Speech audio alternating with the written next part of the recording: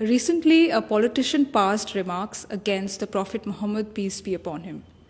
Muslims have expressed their anger at the incident and demanded retribution. When the Prophet was himself insulted during his lifetime, the Quran said to him, "Ignore what they say and counsel them." When people used abusive language, the Prophet did not abuse them back, nor did he confront them with aggression. If someone speaks offensively to you, you can't demand that he be punished. If someone disrespects your Prophet, you can't react by violently damaging property and burning effigies of that person. If someone has hurt your religious sentiments, you can't react by raising angry slogans on the street and pelting stones at people. If we do this, we are doing something non-prophetic in the name of the Prophet. You can't demand that hate be stopped by spreading further hate. This is why the Prophet has said, God does not wipe out evil with evil. God wipes out evil with good. In Islam, abuse of the Prophet or blasphemy does not invite physical punishment, not even an apology. The Quran clearly states that prophets were sent to every town, but people ridiculed every prophet who came to them. But nowhere does the Quran prescribe punishment against such verbal attacks.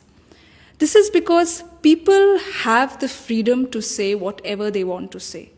God has not given anyone the right to place curbs on this freedom. If someone has issued a statement against the Prophet, you too can issue a statement in response to answer the objections raised. The Quran at no place states that if someone abuses or ridicules the Prophet, you should stop him from doing so. And if he does not stop, you should demand that he be arrested or beheaded. Hazrat Aisha Raziallahu Anha, the Prophet's wife, and a towering intellectual figure in early Islam, has said, the Prophet never took revenge on anybody for anything personal. When people hurled accusations at the Prophet, he did not make angry speeches against them. Rather, he remained patient at their behavior. Why did the Prophet remain patient? Why did he forgive insults and scorn poured at him? Because the concern of the Prophet was to help people live on a higher spiritual plane. Now, if the Prophet started taking revenge and dragging people into bitter disputes, there would be no peace and no positive work. So to help people discover God and attain spiritual enlightenment, the Prophet did everything possible to prevent society from becoming a jungle of hate and violence. The Prophet therefore also countered negativity that he received with positivity. And he famously said, "Forgive those who wrong you and do good to those who harm you." And we must remember that the Prophet's dignity and honor cannot be questioned by someone's fiery statements on TV or on social media. Outrage against someone who has defamed the Prophet cannot protect the Prophet's dignity. The Prophet raised his dignity and honor himself during his lifetime with God's help. And that's a historical fact.